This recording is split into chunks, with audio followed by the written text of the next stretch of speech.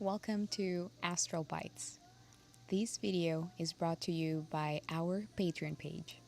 By joining, you help us continue creating. I'm Kirsty from Under the Rug. We're going to dedicate this video to the last contact of Pluto in Capricorn. On September 11, Mercury finally ends the process that it began at the mid of July, and it's happening in between. We're having this Pluto moving steadily for the final time into Capricorn, right into the middle of eclipse season. And this upcoming eclipse, it's gonna move a lot of emotions. It's a lunar eclipse, so yeah, there's that. And we made a video where we spoke about the transits that will affect that and some tools that can help us navigate that moment. Then we also have another eclipse on October 2nd, and this one is a solar eclipse, similar to the one we had on October 14th last year.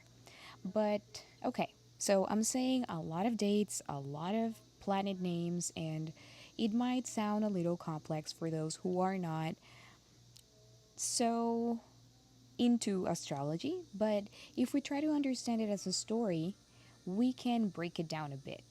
We need to observe each, let's say, character, in this case, planet, and that's why this episode is absolutely dedicated at the last flirting session Pluto is doing in Capricorn.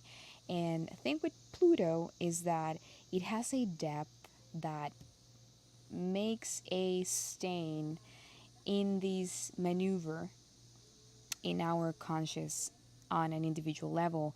And let's not even dive into the collective.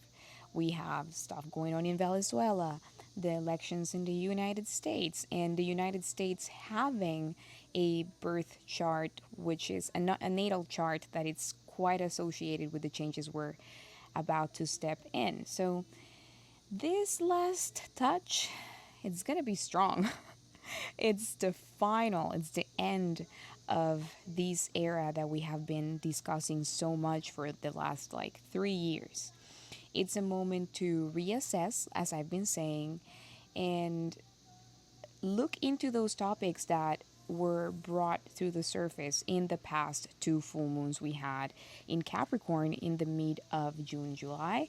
And that was already setting the end to something. For everyone, it's different, so there's that.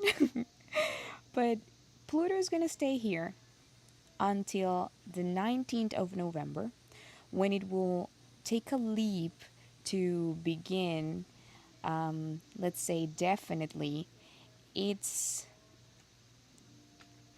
movement to Aquarius in this new era. But as big and transcendental that sounds, it's a slow process. And we have been seeing it since the beginning of 2023. And it's been a dance between Aquarius and Capricorn, Aquarius and Capricorn. And well, now officially, like I said, we're seeing the last touch of a process that began back in 2009. We are preparing for the last crisis that is going to bring the entrance of Pluto in Aquarius. Let's not freak out when I say crisis. We are transitioning. We are moving from one place to another, and that might feel uncomfortable. In the previous video, we discussed how Mercury in Virgo, it's helping us, it's supporting us to separate from the binary thinking of good and bad and focusing on these crises as temporary and necessary so that we can step into the new with healing, having been healing. And let's remember that crises are usually a moment where we enrich yourself. And in this period from September 2nd to November 19th, it's a great help for us to work on the details, the final touches, so that we can take that leap. And it's coming with revolution and revelry. So, yeah, that's what's Aquarius. Aquarius is coming to propose a new life, a new dynamic. And if we observe it from a place of resistance, it can be quite uncomfortable. This is one of the astrological events that add intensity to this eclipse season that started on Monday. But if we flow with what Pluto is proposing, it's wonderful. So share, help others, and this proposal of life is more free, creative, fun, innovative. So it's going to show us the shadow of some reality. Of course, that's Pluto. It's tricky, it's deep, it's dark, it's the shadow.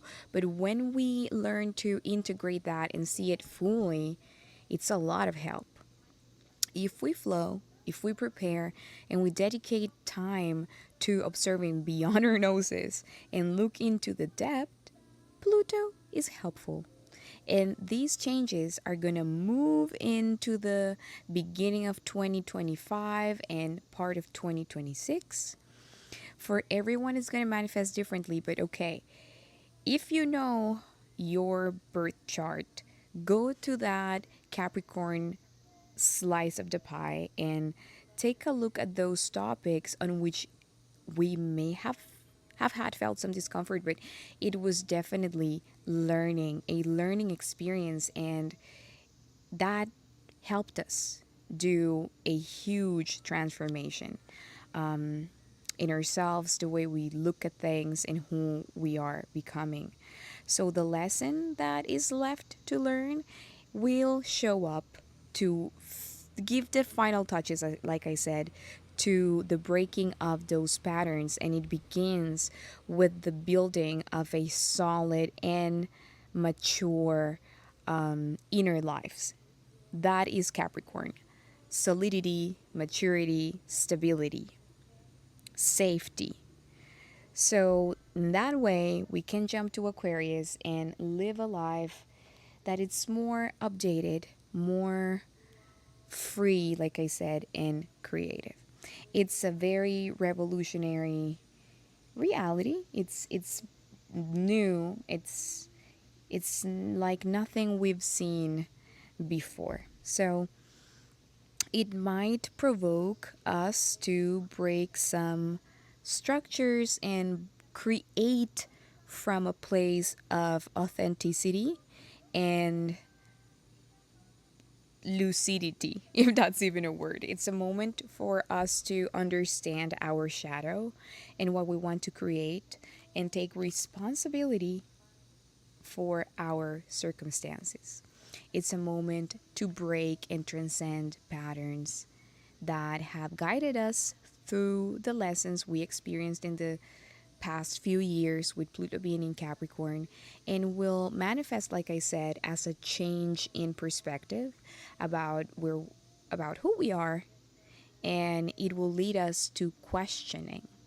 That's what Aquarius asks from us, to be generous and question ourselves and break free from the patterns. But before, we have to understand the process of what it takes to literally take the road less traveled. So, well, that's a summary of what's these Pluto in Capricorn and its last time here.